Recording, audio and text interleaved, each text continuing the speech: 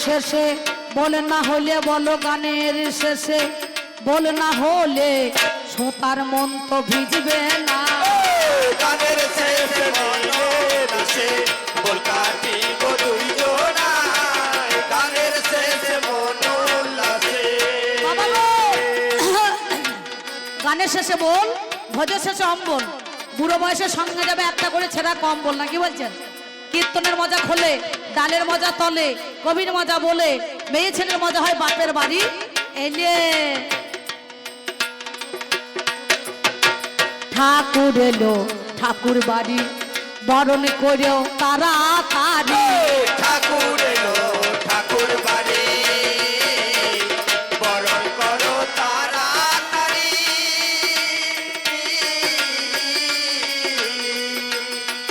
আমি দুপুর বেলায় করি ডাকা ডাকি দরজায় করা নাচি দেখি দরজা খানা খোলো না ঠাকুর এলো ঠাকুর বাড়ি ও ঠাকুর মশাই আমি দরজায় ধাক্কা মারছি আমি তোমার হব জামাই হ্যালো হ্যালো কাজটি করে এলাম কামাই হ্যালো হ্যালো হব জামা হ্যালো হ্যালো ফিরিয়ে দিও না আমায় ফিরিয়ে দিও না আমায় দরজা খানা খোলো না ঠাকুর এলো ঠাকুর বাড়ি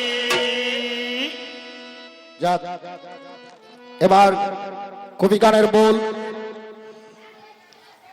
ভজনের শেষে অম্বল কবির মাজা বল এ বল না শুনলে ভালো লাগে না তাই আপনাদের সামনে একটু মিলন গীতি উনি যখন ধরেছে মিলন গীতি ঠাকুর এলো ঠাকুর বাড়ি আমায় বরণ করে নাও না হগো কোথা হইতে ভাই এলো আমার দেখো জানা নাহি ছিল কোথা থেকে ভাইপো এলো আমার গো জানা নাই ছিল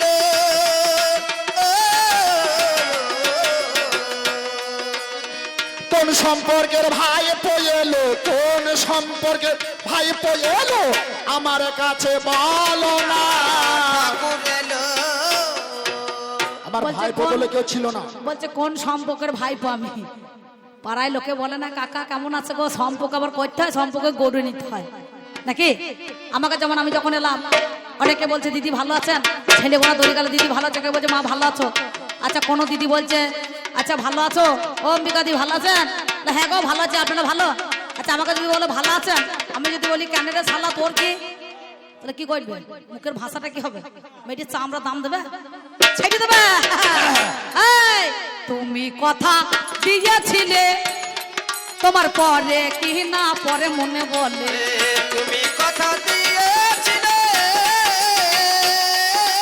পরে কি না পরে মনে বৃন্দাবনে গিয়েছিলে জানাই কথা তোমায় বলে ঠাকুর মশাই গো আমার কথা শোনো না ঠাকুর এলো এ ওগো কি নাম তোমার কোথায় বাড়ি বলো দেখি তাড়াতাড়ি কি নামে তোমায় কোথায় বাড়ি বলো দেখি তাড়াতাড়ি কি নাম তোমার কোথায় বাড়ি বলো দেখি তাড়াতাড়ি বলো আমার প্রকাশ করি কি নাম তোমার ধরনা ঠাকুর এলো ঠাকুর বাড়ি ও মায়েরা বুঝতে পারছো আমাকে জিজ্ঞাসা করছে তোমার বাড়িটা কোথাও মনে হয় আমার মেয়েটা দেবে তোমার নাম কি আমার নাম হচ্ছে আমার নামটি দেবানন্দ আমি করতে এসেছি আজ আনন্দ ওই আমার নাম কি হয় করতে এসেছি আজকে আনন্দ আমার বৃন্দাবনে বাড়ি তব বৃন্দাবনে বাড়ি তব আমার কথা নাম না ঠাকুর এলো ঠাকুর এ, আমি বৃন্দাবনে কবে গেলাম বৃন্দাবনে গিয়েছিলে কবে মনে পড়ছে না আমার মনে পড়ে না তোমার বয়স হয়েছে 80 ধরেছে কাশি হ্যাঁ এবার তো তোমার মনে করো সব একবারে কি বলবো আমার মনেই পড়ে না মনে পড়বে আমি একটু পড়িয়ে দিই কবে ফাল্গুন দোল পূর্ণিমার তিথি হয়ে যায় দোলের মেলা রং খেলা আপনাদের জানাই। তুমি 6 রকমের ব্রাহ্মণ নিয়ে চলে গেলে, ঠাকুর মশাই জানাই কথা তোমায় আমি বলি। বামুনটা খুব লোভী হয়, কিছু মনে করি না, ঠাকুর মশাই কিছু মনে করবেন না। পরের পেয়ে মাল তখন একবারে পেট পর্যন্ত না না, মনে করবে কি? থামা। কিচ্ছু মনে করার কিছু নাই। ঠাকুর মশাই ওরে ঠাকুর মশাই পরের পেয়ে 5 কিলো দুধ পেল, 5 কেজি দুধ খাইয়ে পেটুকু বামুন হইল। এই যা গরম পড়েছে সামালতে পারে না, দিয়ে কলেরা কলেরা মানে বোঝেন তো, একটা মেয়ে আছে করিব জামাই, এই তো আমার দুঃখ আজ থাকবে না, তাই তো আমি চলে এলাম। কথা তুমি দিলে, তোমারই কাছে বলি কথা, যাও না কর। ও, আমরা 14 জনে গিয়েছিলাম বৃন্দাবনে, জানি আমার ওলাই ওটা রোগ হইল, জানেন যত জানি। বেশ, যত্ন করে আমায় যখন পরিষ্কার করিল, ওর মাথায় হাত নাকি আমায় দেওয়া হলো। বললাম আমার বাড়ি যাবি, তোকে করিব জামাই। শোনো শোনো ওগো আমার সঙ্গে মহাশয়, আজে তাই তো আমার কি হইল, আমার কথা দেওয়া হলো। আজ সেই কথা ধরে এই ছেলেটা আমার বাড়ি এলো। আমি বহু দূর থেকে এসেছি, কোথা বৃন্দাবন গো, 2-3টে ট্রেন পাল্টেছি, বুঝতে পারছি। আরে হ্যাঁ? সে তো বহুদিনের কথা, হ্যাঁ, তা আর কি সে কথা মনে আছে? মনে নাই মানে হ্যাঁ, আমার জল জল করে মনে পড়ছে। জল জল করে মনে পড়ছে। যাদের বিয়ে করে, যারা পালিয়ে গিয়ে, তাদের মনে পড়ে না? হ্যাঁ? আর যাদের এমনি ধরা মনে করো কুশ ধরি, বিয়ে আগেকার দিনে কুশ ধরি হইতো, আর এখনকার দিনে ফোন ধরে হচ্ছে, নাকি বলছেন?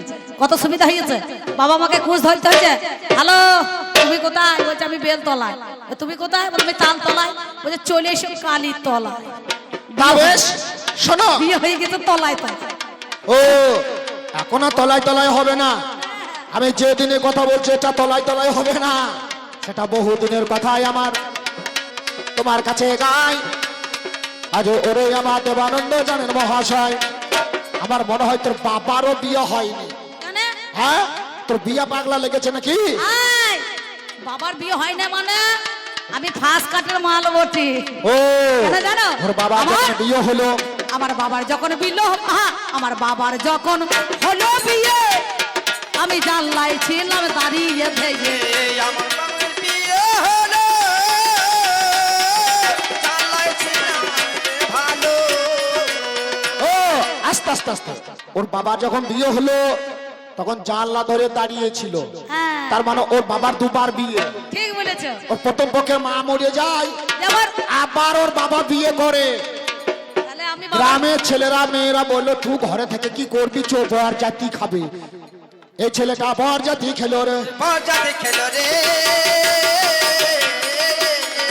ওর বাবার বিয়ে দাঁড়িয়ে দেখলো রে। মজাতে খেলো রে। তাহলে তা দেখছো? বেশ, শোন, কোথায় আমি কথা দিলাম, কার কাছে কথা দিলাম, কোন বাবা তোর সাক্ষী আছে, যদি তুমি আনতে পারো বিয়ে দেবো আমি।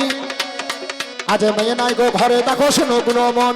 শোনো, সাক্ষী তো আনবই, তবে যার জন্য এত দূর থেকে আমার আশা, সেই আশাটা আমি পূর্ণ না করে যাব না। বলো বাবা গো, কি আশা? তোমার মেয়েটাকে একবার দেখবো। আমার মেয়েকে দেখবা? এ, মনটা দেখার জন্য উকুর ফুকুর করছে। আমার মতনই দেখতে, বাপ গরুনে হয় গো বিটি, ময়দা গুনে হয় গো রুটি, যেমন বাবা তেমনি বিটি, যেমন আটা তেমনি রুটি, দেখতে যেন পরিপাটি। আমার মতো হলো বিটি, আমাকে দেখলেই হবে। আপনারা শুনতে পেলেন? বাপ গরনে বিটি, ময়দা গুনে রুটি, যেমন আটা তেমনি রুটি। আমি এই নিয়ে যাব নাকি? বুড়ো হ্যাঁ। সার দেখতে আইবো নাকি? আরে আমার মতো গোপ নাই, তোমার তো গোপ নাই, আমি বলি আমার নাই তো। মতো দেখতে। মাল ভালো রে, মদ খাইছে তবু ভাঙছে না। শোনো শোনো ঠাকুর মশাই, তাতেই আমার কোনো রাগ নাই। বলছে মেয়ে গেছে মামার বাড়ি গো, কবি গান শুনতে হয়। হ্যাঁ, মেয়ে মামার বাড়ি গিয়েছে, মেয়ে মামার বাড়ি গিয়েছে। মেয়ের মা সেও বাপের বাড়ি গিয়েছে। আর এই বুড়োটা শ্বশুর বাড়ি যাবো যাবো মনে করছে, আর আমি সেই সময় চলে এসেছি। একজন আমার সাক্ষী আছে, হাই রে মরি হাই, অঞ্জনা হলো সাক্ষী, মিথ্যা বলি নাই। কাটের গোপাল মদন মোহন সে যে বংশীধারী, ওরে আছে দেখো মাথায় তার বহুর পুচ্ছ ভারী। হ্যাঁ, সে তো পাথরের মূর্তি। কাঠের গোপাল মদন মোহন আসবে? অবশ্যই আসবে। আসতে পারে না। ভক্ত যখন বিপদে পড়ে গো, ভগবান আসে। আমার কালো সোনা কালো মোবিল নাই তো কথা মিছে, এই যে কালো সোনা আসছে আমার সাক্ষী দিতেই আসছে বিয়ের। হাই রে বাড়ি হাই, আপনাদের কাছে কথা মিথ্যা বলি নাই। বেশ, আমি সাক্ষী আছে, আমি আনতে যাব। যাও। তবে শোনো, বলো। তুমি জাতিতে ব্রাহ্মণ, আমি আমি ব্রাহ্মণ। ব্রাহ্মণের ছেলে। তোমাকে তামা তুলসী গঙ্গার জল দিয়ে তে সত্যি করতে হবে। আমি যদি ঠাকুর মশাইকে আনতে পারি আমার বিয়ের সাক্ষী, তোমায় বিয়ে দিতে হবে না, কি বলছেন? এই গ্রামে আজ তামা তুলসী গঙ্গা জল লয়ে ওই জজ মানে সামনে বলো, ছয়সে পালুন্দি বনগা জলুন্দি খলিপুর বামুন্দি চিতগা উরুন্দি, যত জজ মান আছে সব বলো। ব্রাহ্মণের ছেলে আমি, তামা তুলসী গঙ্গা জল হাতে নিলাম আমি। আজ শোনো শোনো অজয় আমার, শোনো গুণমণি, আজ সকলের সামনে আজ কথা দেওয়া হলো। আজ ওরে আমার ওগো গোপাল, শোনো কথাগুলো। বেশ, ঠাকুর মশাই বলে, ওরে দেবানন্দ আমি বিয়ে দিয়ে যত না পাবো আনন্দ, তোমায় সাক্ষী আনতে হবে আমার মদন মোহন। কথা দিলাম আমি আজ মনেরই মতন। কি করিলাম আমাদের এই কবি গানে ভাই, ও বাবারে আমার তিনজনা নাই। পুনরায় আমি দেখো কি কর্ম করিলাম, সিধা মধুর বৃন্দাবনে চলে এলাম। সেই সময়ে দাঁড়িয়ে আছে গোলক বিহারী, তার কাছে আমি দেখো আজ্ঞা দিলাম জারি। আমি বললাম ওগো ঠাকুর বিচার করা চাই, আমার বিয়ে সাক্ষী দিতে যেতে হবে হাই। তুমি না গেলে বিয়ের সাক্ষী তো হবে না। আর বিষ্ণু শর্মাই আমাকে বলো মেয়েও তো দেবে না। শোনো দেবা, আমি তোর বিয়ের সাক্ষী দিতে যাব, তবে হ্যাঁ তুই আগে আগে যাবি, আমি পিছনে পিছনে আমি যাব রে। পিছনে পিছনে আমি যাব রে, বলি আগে আগে শঙ্খ ধ্বনি, পিছনে পিছনে আমি যাব রে। তুই আগে আগে শঙ্খ ধ্বনি করবি, আমি পিছনে পিছনে যাব। ওরে আমার দেবানন্দ আগে আগে যাই, আমি পিছনে তো যেছি, আমার যাওয়া হয়। এই মতো অবস্থায় আমার নুপুরের ধ্বনি আমার বন্ধ হয়ে গেল। আজ দেবানন্দ পিছিয়ে আমার চেয়ে নিলাম। বেশ, আমি বললাম এইখানেতে আমি রব হাই, আর তো আমি যাব না গো তোমার কাছে গাই। দেবানন্দ শঙ্খধ্বনি করতে করতে গো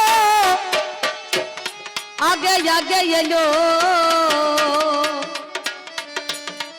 আমার মনের মধ্যে হঠাৎ জানি অহংকার জেগে গেল। অহংকারের বালি আমার নপুরে ঢুকে যায়, আর তো নপুর বাজে না গো গোবিন্দ গোসাই। অনেকনি বাজে নপুর রুনু ঝুনু জানি, আমার সেই নপুরের ধ্বনি দেখো শোনে যাই রে শুনি। নপুরের ধ্বনি থেমে যায়, রুনু ঝুনু বাজে না নপুর। দেবানন্দ পিছনে ফিরে তাকিয়ে তাকে বলল, ঠাকুর তুমি কি আসছো? ঠাকুর বলছে, দেবানন্দ রে, শোন, আমি চিড়ে খাই না, কলা খাই না, মন্ডা খাই না। কোন ভক্তর মনের মধ্যে যদি অহংকার জাগে, অহংকারের মাথায় আমি চিবিয়ে চিবিয়ে খাই। আমি আর যাব না কৃষ্ণ বৃন্দা নদীর তীরেতে রয়। এইখানেতে রব আমি, আর তো যাব না। বিষ্ণু শর্মা যকে আনো ডাকো 16 আনা।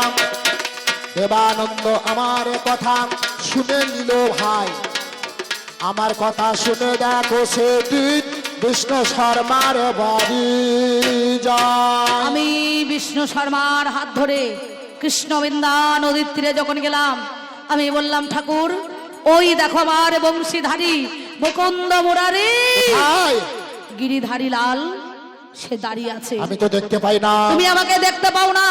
ওই বিষ্ণু শর্মার হাতে হাত দিয়ে যেই মনে করুন স্পর্শ করে দিল, আমি দেবানন্দ রঙ্গ পার্শ্ব করে আমার মদন মোহন দেখো ওই না দাঁড়িয়ে রয়, আমার দাঁড়িয়ে আছে দেখো আমার গোবিন্দ গোসাই।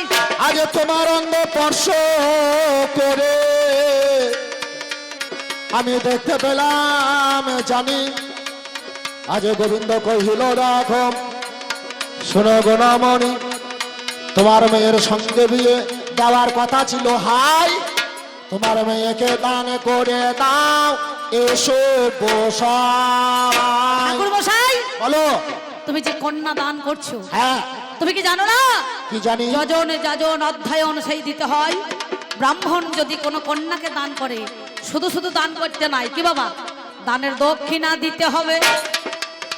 আমিও রে ভালো আপন বলতে কেউ নাই আমার এই দুনিয়ায়, তুমি ছাড়া কে বাই আছে বলো তো আমায়।